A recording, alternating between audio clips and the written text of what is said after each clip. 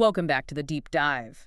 So it's January 5th, 2026. We've all made it through the holidays and into the new year. Yep, resolution time. Right, time to figure out which gym membership you're going to abandon by February.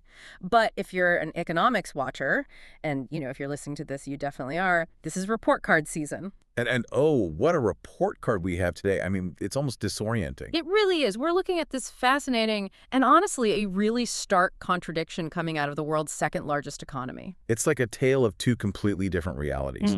On one hand, you have the official narrative out of Beijing, and it's painting this really vivid picture of momentum, vitality, high-quality growth. It's all very positive. And on the other hand, Well, on the other, you have a stack of raw data and analysis that says the engine isn't just sputtering. It might actually be stuck in the mud. mired in mud is the exact phrase our source uses. We're digging into a report from Yulu Observation, their breakdown just released today, January 5th. And our mission here is pretty simple. We want to peel back the layers of that official story, that sort of glossy brochure, and look at the raw statistical tables for the first 11 months of 2025. Right, because the devil is always in the details, or in this case, I guess, in the spreadsheets. And the central mystery we're trying to solve today, it revolves around one very specific concept: fixed asset investment. FAI. Yeah, we see that acronym all the time on the financial news, but let's actually set the table here. In the context of the Chinese economy, this isn't just another line item, is it? No, it's the whole ball game.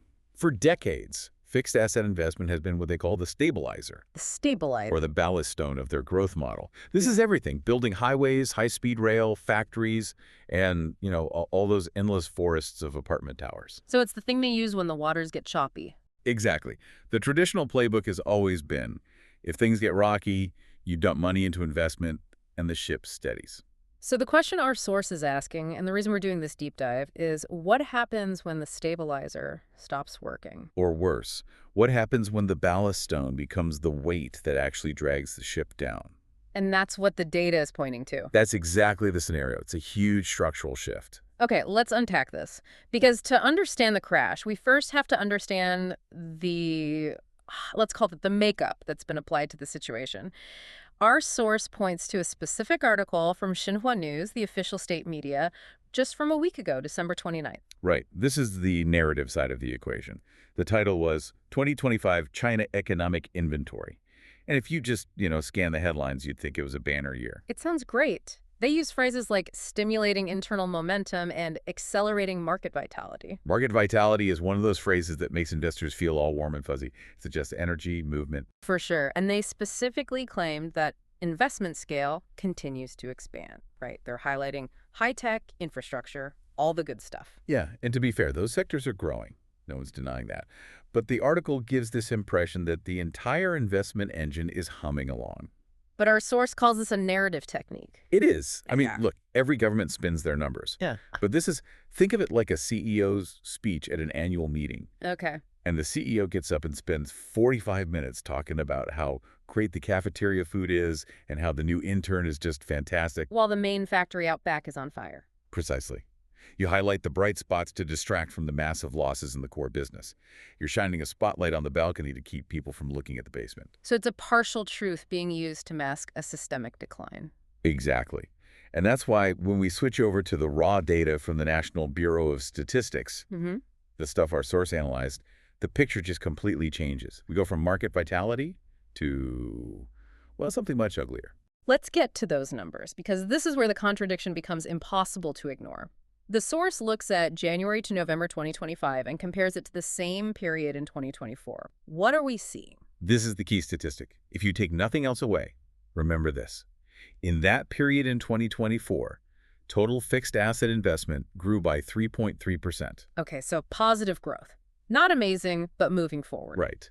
But in 2025, it declined by 2.6%. Whoa, wait, let's just pause on that. Right. A swing from plus 3.3 to minus 2.6. That's a massive reversal. We're not just talking about growth slowing down. No. This is the car stopping and being thrown into reverse. It's a U-turn into a wall. The source points out that official reports will use the term negative growth. Right, the classic euphemism. It sounds technical, but we should call it what it is. It's a contraction. The engine that builds the future capacity of the country is shrinking. And for an economy built on that, that just seems catastrophic. But negative 2.6% is an average. So what's the anchor dragging it all down? High tech is up, right? High tech is up, yes. But the anchor is, unsurprisingly, real estate. We all know the property sector has been in trouble for a few years. Yeah. But the acceleration of the decline in 2025 is what's really shocking. How bad are we talking? Well, in 2024, real estate investment dropped 10.4%. That was already painful. Many economists thought, okay, that's the bottom. Has to at least flatten out from here. You'd expect some kind of bounce. At least a dead cat bounce, yeah. But no. By November 2025, that drop had widened to 15.9%. Wow. Almost 16%. So instead of bouncing back, it's, what did the source say? Exploring the abyss. That's the phrase.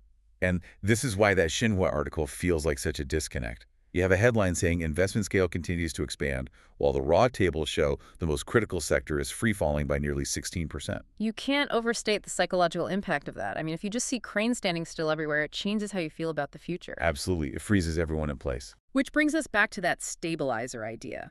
Because for a lot of listeners, fixed asset investment sounds a little dry.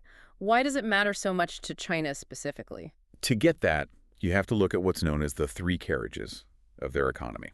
It's the standard model for their growth engine. Okay, the three carriages. You have consumption, which is people buying stuff. You have exports, selling stuff to the world. And you have investment, which is building stuff. A classic troika. Right. And for 30 years, whenever the global economy got sick or consumers stopped spending, Beijing would pull the investment lever. It was the easiest one for them to pull. It's their safety valve. It's more than that. It's the engine of last resort. Let's look at history. The source gives two perfect examples. First, 2008, the global financial crisis. Right. Lehman Brothers, the world melts down. Exports just collapsed overnight because the West stopped buying. So what did China do? The famous 4 trillion yuan stimulus. Exactly. They just poured money into roads, bridges, airports, high-speed rail. Fixed asset investment growth hit over 30%. 30%. It was a construction explosion. And it worked. It single-handedly pulled their economy back from the brink. They built their way out of the crisis. And we saw it again more recently, too. Yep, 2020. The initial COVID outbreak. People were locked inside, consumption froze. How did they keep GDP positive? Same playbook. Same playbook. Infrastructure and manufacturing investment. That ballast stone kept the ship upright. So historically, the algorithm is simple. Crisis happens, government pours money into concrete and steel, economy survives. It's like muscle memory. Correct. But here's the scary part of the 2025 data.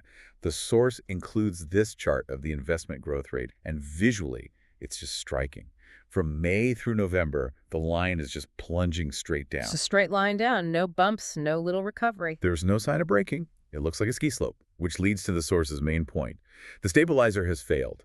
The tool that saved them in '08 and '20 is now the primary drag on growth. That is a terrifying thought if you're a policymaker. If your emergency brake is broken, what do you do? So why? Why did it break now?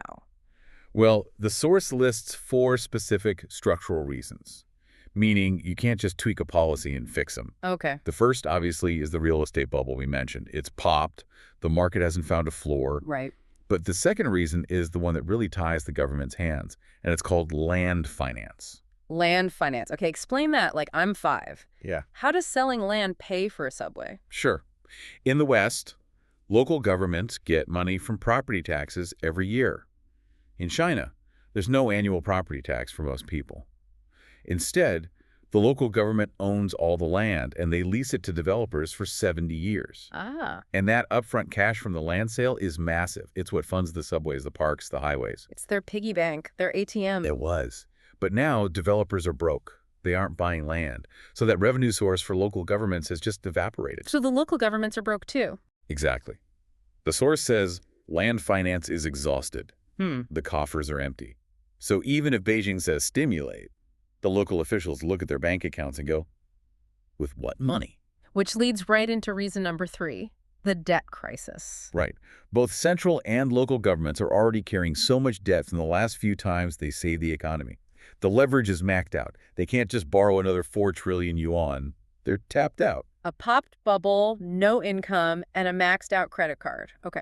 What's number 4? Private sector confidence. Okay. This might be the most damaging one in the long run.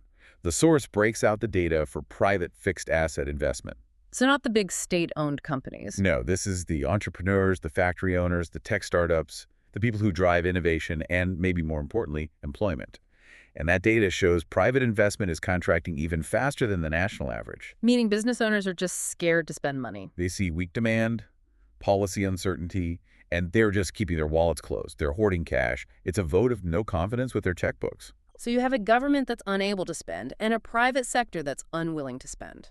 That's a double whammy. And we have to talk about the math here, the multiplier effect. Right, the idea that a dollar spent on a bridge isn't just a dollar. Exactly. Normally, that dollar creates $3 of economic activity.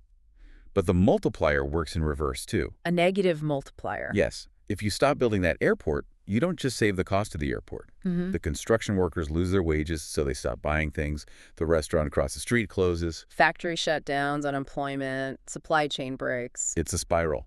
And that 2.6% drop is going to ripple through the economy in 2026 in a big way. Which brings us to the outlook. What does the source predict for the year ahead? Because this sounds rough. The forecast is bleak. The source explicitly predicts a potential recession or a significant contraction in 2026 if this free fall isn't stopped. But wait a minute. I feel like in a few weeks I'm going to see a headline saying China's GDP hit 5% in 2025. I mean, they always seem to hit the target. You probably will see that headline. The source acknowledges that. Optically, the GDP number might still look okay, maybe 4 or 5%. How is that even possible if investment is shrinking and real estate is crashing? Well, exports might have a blowout month, or more likely some pretty aggressive data smoothing. But the source urges us to just ignore the headline number. Ignore GDP. That feels like heresy. Look at the underlying trend. If investment is shrinking, a 5% GDP number doesn't reflect the reality on the ground. It's a mask. It's the CEO talking about the cafeteria food again. This goes back to that idea of artistic data presentation. That's a great way to put it. The source warns that as the numbers get worse, the official descriptions will get more and more abstract. They'll talk about high-quality development and new productive forces. Which sound like great things. They are. But in this context, they're often code for the volume of activity is shrinking. High quality can often mean low quantity. It's a way of saying we aren't growing fast, but the growth we have is nicer. So for our listener, the takeaway is, don't just read the headline. Go find the actual statistical table. Look for the row that says fixed asset investment. Exactly. That's the thermometer. If that number is negative, the patient is sick, no matter what the press release says. It just really emphasizes how much critical thinking you need in this environment. You have to actively decode the news. And that's why we do this. We're not taking sides. China has defied the odds before. But the source material is factually clear. The mechanism they have used for 30 years to guarantee recovery. It's broken. It's like trying to drive a car when the steering wheel has come off. You might still be moving forward for momentum, but you have no control. And the momentum is fading. That vertical drop in the chart suggests the momentum is gone. So to wrap this up, we have an official narrative of expanding scale clashing with raw data showing a 2.6% contraction in investment. The stabilizer has snapped. And because of debt, the property bubble, and a lack of land finance, the government can't just easily fix it. They can't just print their way out of this one. Meanwhile, the private sector is hunkering down. It's a sobering picture for 2026. But before we go, I want to leave everyone with one final thought from our source. We spent this whole time on investment, but remember those 3 carriages. Right, the troika. The source mentions their next analysis is on consumption, and they hint that it's weak. So here's the question to mull over. If the stabilizer of investment is broken and consumers are tightening their belts because their home values are dropping, what's left? That leaves only one carriage: exports. Exactly. Can China power its entire massive economy just on exports in this geopolitical climate, with tariffs rising, trade wars looming? That is the multi-trillion-dollar question. If your internal engine stops, can the external engine pull the whole train? History suggests it's very difficult. You eventually run out of buyers. Seems like a very fragile basket to put all your eggs in.